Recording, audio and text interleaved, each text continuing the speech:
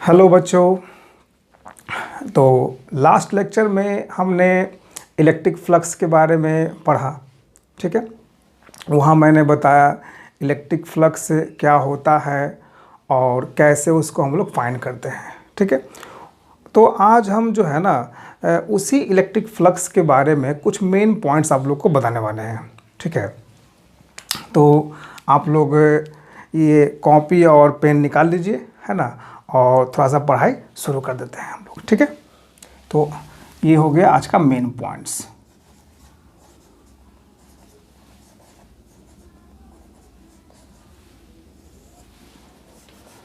तो फर्स्ट में आप लोग को हमने बताया था इलेक्ट्रिक फ्लक्स का फॉर्मूला।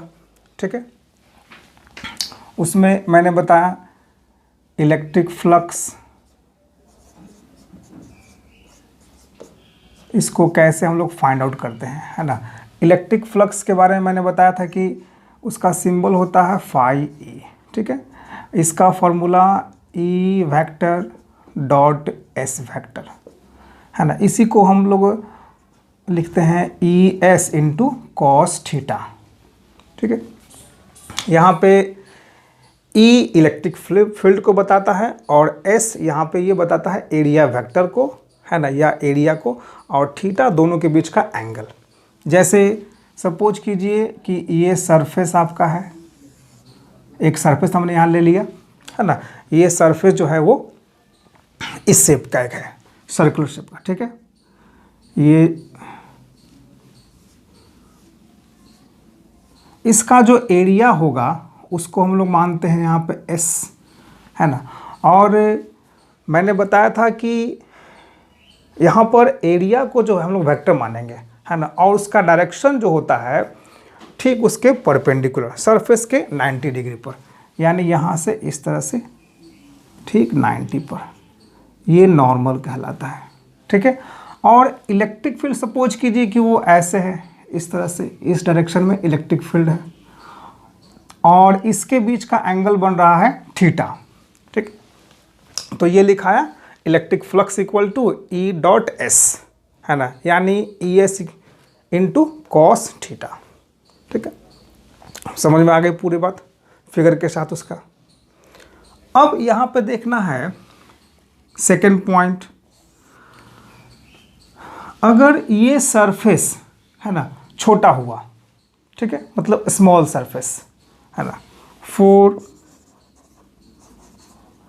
Small surface.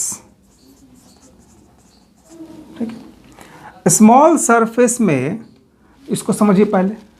देखिए यहाँ पे जो है हम लोग एक ले लेते हैं बड़ा सरफेस। ठीक है, अब इसमें हम लोग को लेकर चलना है एक छोटा सरफेस। इसमें हम क्या करते हैं ना, हम लोग यहाँ पे एक स्मॉल एरिया कंसीडर कर लेंगे। स्मॉल एरिया, इसको आप मान लो इसका वैल्यू ds। ठीक है, ds। अब चूंकि इसका डायरेक्शन जो होगा यहाँ से परपेंडिकुलर होगा, है ना, तो नॉर्मल तो इसका इधर से आ जाएगा n, जैसा उसमें था। इलेक्ट्रिक फील्ड यहाँ पे इस तरह से इधर की तरफ, ये एंगल वही रहेगा थीटा। ठीक है, अब चूंकि एरिया आपने कैसा कंसिडर किया, छोटा एरिया कंसिडर किया, है ना, तो इलेक्ट्रिक फ्लक्स जो बनेगा वो भी छोटा ही बनेगा, है ना। वैसे इलेक्ट्रिक फ्लक्स को, है ना, हम लोग इंडिकेट करते हैं फाई, उसमें लगा देंगे डी, है ना, यानी D phi E electric flux. ठीक है, डी यहाँ रिप्रेजेंट करता है स्मॉल फ्लक्स को। ठीक है, तो इसका वैल्यू हो जाएगा E dot vector E dot area. Area की जगह में क्या हमने लिया है ds, तो ये हो गया ds वेक्टर। ठीक है, इसी को आप लिख सकते हो ई ds इंटू कॉस थीटा। ठीक है, तो ये हो गया आपका इलेक्ट्रिक फ्लक्स का वैल्यू, स्मॉल इलेक्ट्रिक फ्लक्स, ये स्मॉल के लिए हो गया। ठीक है, अब आप इसको थोड़ा नोट कर लीजिए आप लोग।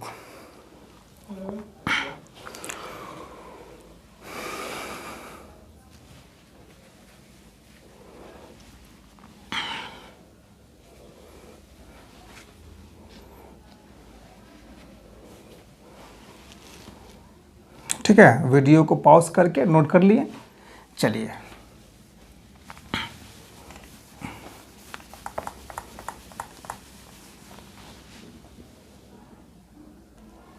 अब यहाँ पे देखिए, ये तो आपका आ गया स्मॉल इलेक्ट्रिक फ्लक्स। ठीक है, अब इसी से आप निकाल सकते हो टोटल फ्लक्स, यानी कि जो पूरे सरफेस से पास करेगा, है ना। तो यहाँ पे देखिए, इसके बाद मैं यहाँ लिख देता हूँ, है ना। अगर आपको निकालना है यहाँ से total flux, total electric flux, ठीक है, तो इसके लिए क्या करेंगे हम लोग, इसका इंटीग्रेशन कर देंगे, है ना। यानी टोटल फ्लक्स को अगर फाई मान लिया जाए, है ना, तो ये स्मॉल फ्लक्स का इंटीग्रेशन ये आ जाएगा, ये। ठीक है,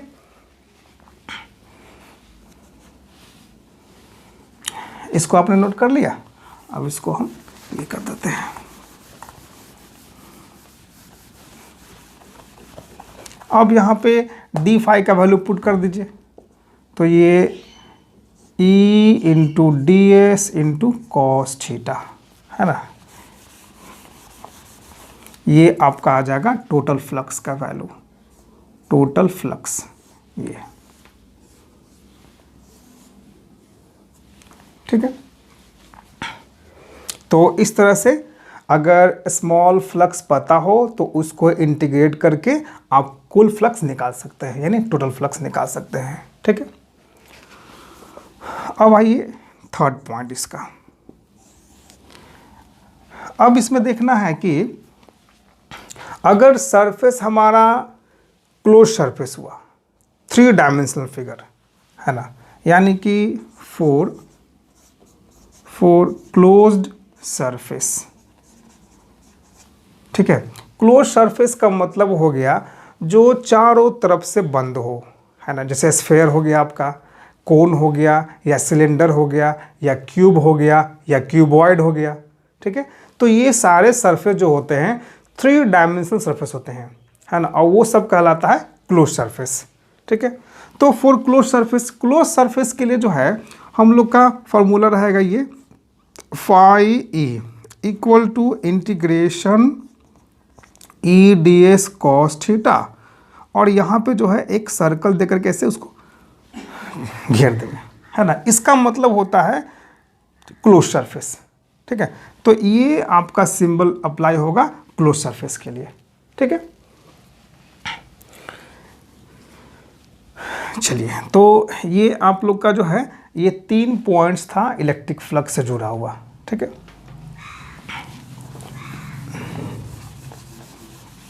आप लोग इसको नोट कर लीजिए वीडियो को पॉज करके।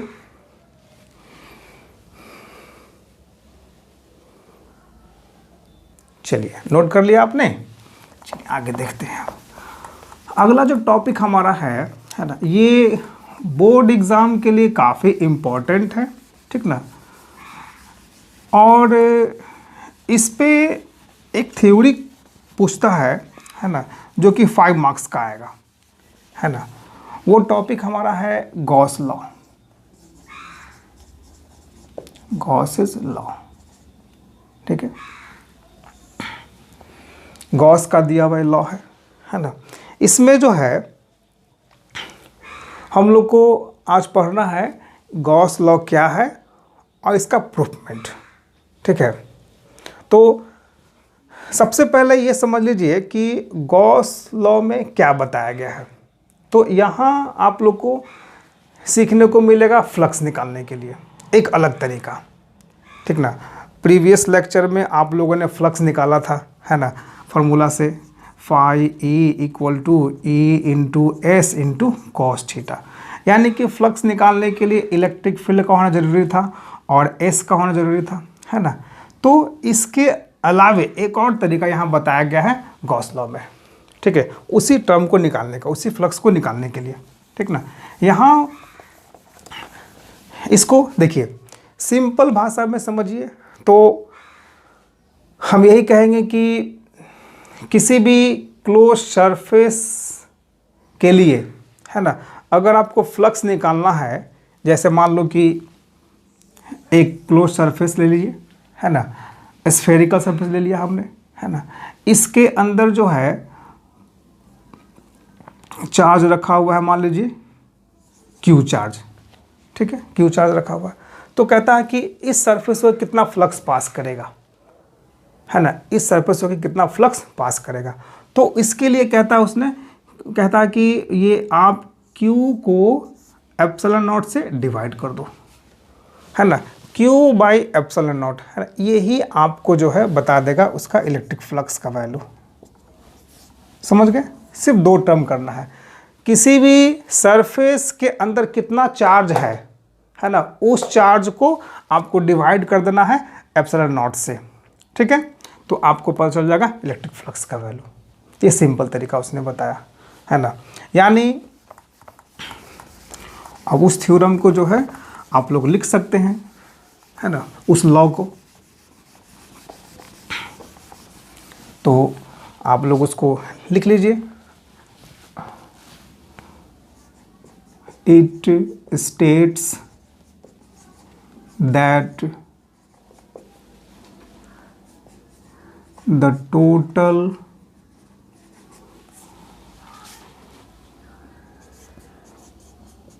electric flux, the total electric flux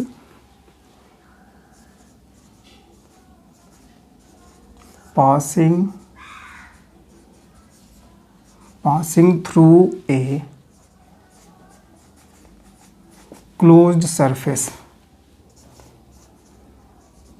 passing through a closed surface in air is equal to 1 by epsilon naught times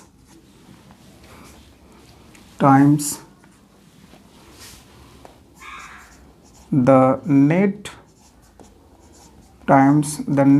electric charge,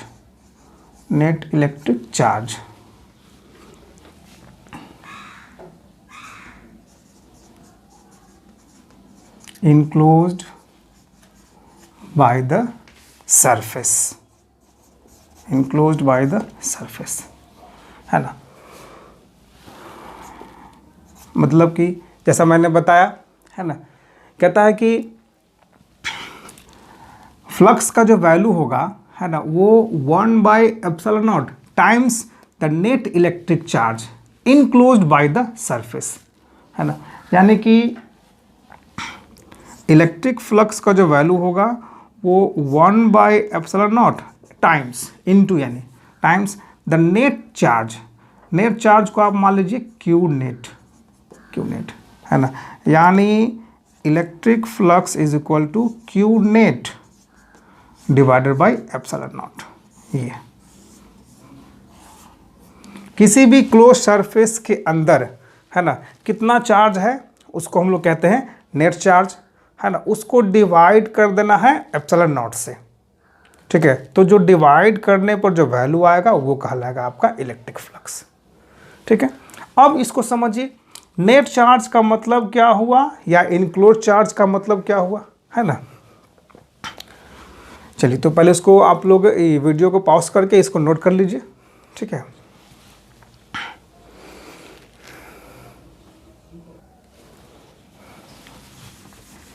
अब मैं इसको मिटा दूं, ठीक है।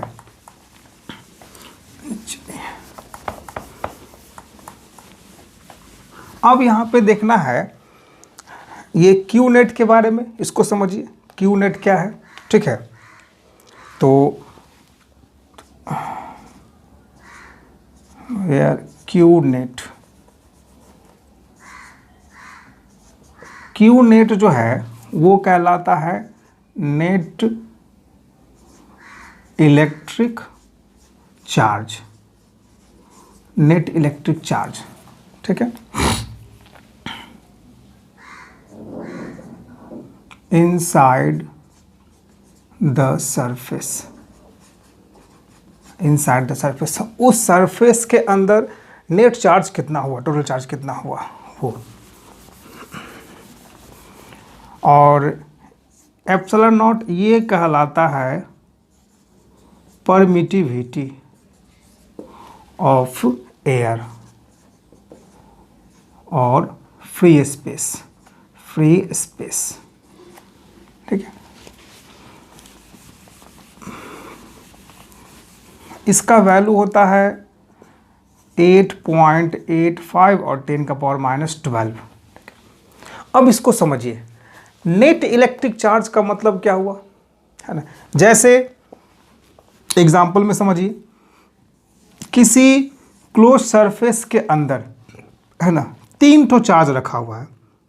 मान लो यहाँ पर रखा हुआ है -10 कूलम, यहाँ पे रखा हुआ है 15 कूलम प्लस में, और यहाँ पे रखा हुआ है -2 कूलम, ठीक है।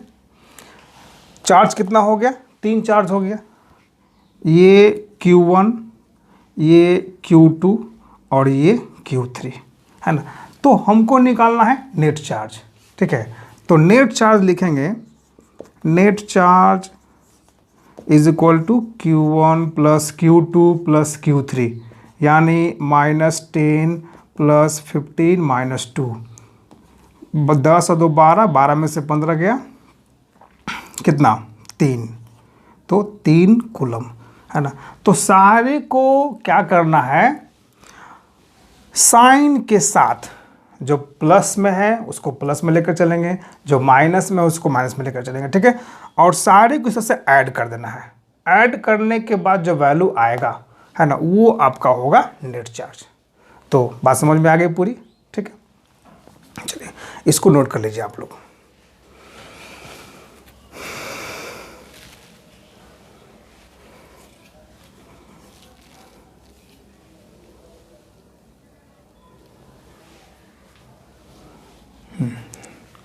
नोट कर लिया आपने। चलिए अब जो है हम लोग इस लॉ को प्रूफ करेंगे, ठीक ना, यानी Q net by epsilon not, इसको प्रूफ करना है हम लोग को, ठीक है।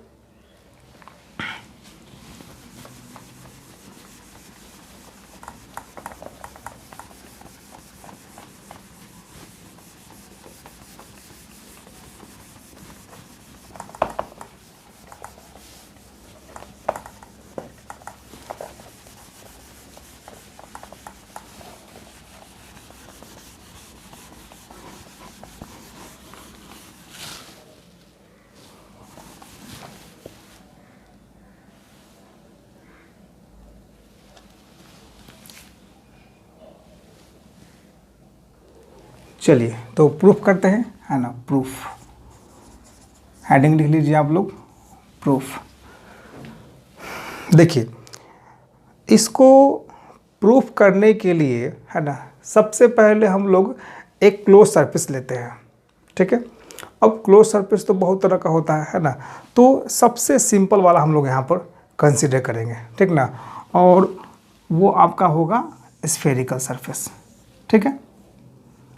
आप लोगों की सुविधा के लिए हम लोग ले रहे हैं स्फेरिकल सरफेस, ठीक ना, और कोई रीज़न नहीं है इसके पीछे। मान लीजिए इस स्फेरिकल सरफेस के अंदर सेंटर पर, है ना, Q चार्ज रखा हुआ है, ठीक है। ये हो गया एक स्फेरिकल सरफेस यानी स्फेयर, ठीक है। अब हम लोग क्या करेंगे, सबसे पहले इसके सरफेस पे, ठीक है, एक छोटा सा एरिया कंसिडर कर लेंगे, छोटा सा एरिया, ठीक है। इतना बड़ा एरिया कंसिडर कर लो, इसको मान लेते हैं DS, स्मॉल एरिया है, ठीक है। अब उसका जो डायरेक्शन होगा वहाँ से 90 डिग्री पे होगा, है ना, यानी इस तरह से इसका हो जाएगा ये डायरेक्शन,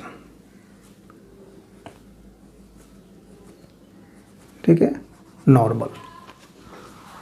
अब ये चार्ज चूंकि पॉजिटिव है, ठीक है, तो पॉजिटिव चार्ज जो फील्ड बनाएगा उसका डायरेक्शन होगा आउटवर्ड, है ना, अवे फ्रॉम द चार्ज होता है, ठीक है। यानी इसका जो फील्ड होगा वो भी इधर की तरफ ही होगा, ये फील्ड, ये भी आउटवर्ड ही हो जाएगा इस तरह से। तो आप देख सकते हो वहाँ पे इलेक्ट्रिक फील्ड वेक्टर और एरिया वेक्टर दोनों पैरेलल हो गया, पैरेलल, ठीक है। और दो पैरेलल वेक्टर के बीच में एंगल बनता है 0 डिग्री, तो थीटा का वैल्यू हो गया 0 डिग्री। ठीक है, अब हम लोग क्या करेंगे, इस चार्ज का इलेक्ट्रिक फील्ड निकालेंगे, है ना, जो यहाँ पे उसका बन रहा होगा। ठीक है, electric field due to charge. ठीक है, electric field due to charge Q। ठीक है, Q चार्ज का कितना फील्ड बनेगा, तो फील्ड के लिए आप लोग जानते हैं फॉर्मूला, है ना, E इक्वल टू 1/4πε0 और Q/r², है ना। यहाँ पे r² जो है, ये r जो है ना, यहाँ से यहाँ तक का डिस्टेंस है, ये r। ठीक है, दोनों के बीच का डिस्टेंस। अब उसके बाद क्या करना है, मुझे निकालना है इलेक्ट्रिक फ्लक्स, है ना, इलेक्ट्रिक फ्लक्स जो कि पास कर रहा होगा इस स्मॉल सरफेस से, है ना, यानी electric flux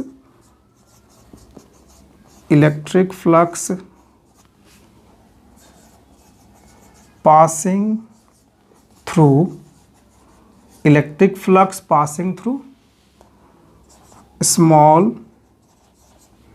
small surface ds।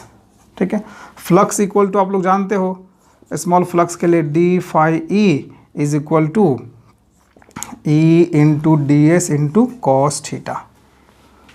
यहाँ उसका वैल्यू पुट कर दीजिए, d phi e equal to e का वैल्यू हो गया 1/4πε0 इंटू Q/r² इंटू ds और इंटू कॉस थीटा।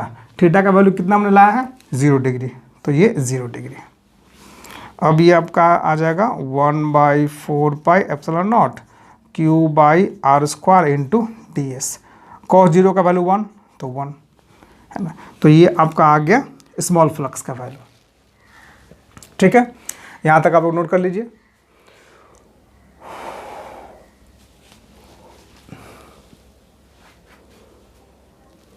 हाँ, तो देखिए यहाँ तक हम लोग का आ गया स्मॉल फ्लक्स का वैल्यू।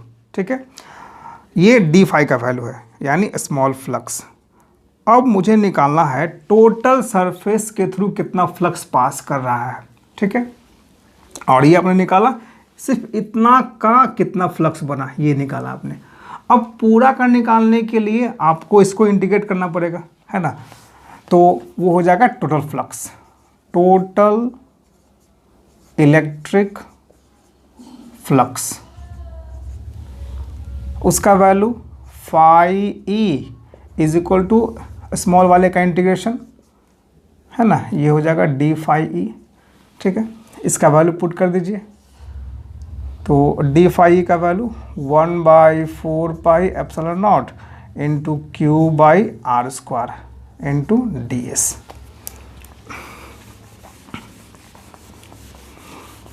चलिए, अब देखिए इसमें जो है, यहाँ पे आप इन सारे टर्म को गौर करके देखोगे तो पाओगे कि ये सारा टर्म कांस्टेंट है ना। इन सबको हम लोग बाहर कर देंगे, इंटीग्रेशन का बाहर। ये बच जाएगा 1/4πε0 इंटू Q/r²। इंटीग्रेशन होगा सिर्फ ds का। ठीक है, ds क्या है, तो मैंने बताया था ds जो होता है ये स्मॉल एरिया। ठीक है, अब इसको इंटीग्रेट करना है। इंटीग्रेट करने का मतलब हुआ कि ऐसा पार्ट जो है बहुत सारा है, यहाँ पे है, यहाँ पे है, यहाँ पे है, ऐसा बहुत सा पार्ट है, पूरा पार्ट से मिल के बना हुआ है ना। तो सबको हम ऐड कर रहे हैं, तो सबको ऐड करेंगे तो आ जाएगा कुल एरिया इसका, आ जाएगा टोटल एरिया। ठीक ना, यानी एस आ जाएगा वो, तो ये हो जाएगा 1/4πε0 into Q/r² into S. S क्या है, तो एस बता रहा है टोटल सरफेस एरिया को, और चूंकि स्फेयर लिया आपने ना, है ना, तो स्फेयर के लिए एस इक्वल टू होता है 4πr², है ना। अब उसको यहाँ पुट कर देते हैं, तो ये आपका आ जाएगा 1/4πε0 इंटू Q/r² इंटू 4πr²। अब यहाँ से 4 कैंसिल, पाई से पाई कैंसिल, r² से r², बच गया Q/ε0, यानी phi e equal to Q by epsilon naught, है ना। और ये चार्ज जो है कहाँ का चार्ज है, तो अंदर का चार्ज है ना। और उसी चार्ज को हम लोग कहते हैं नेट चार्ज, ठीक ना। तो इसी फार्मूला को जनरल फॉर्म में हम लोग लिखते हैं इस तरह से, phi E equal to Q net divided by epsilon naught, है ना। ये आपका हो गया प्रूफ, गॉस लॉ का प्रूफ। ठीक है, वीडियो को पॉज करके ये सब को नोट कर लीजिए आप लोग।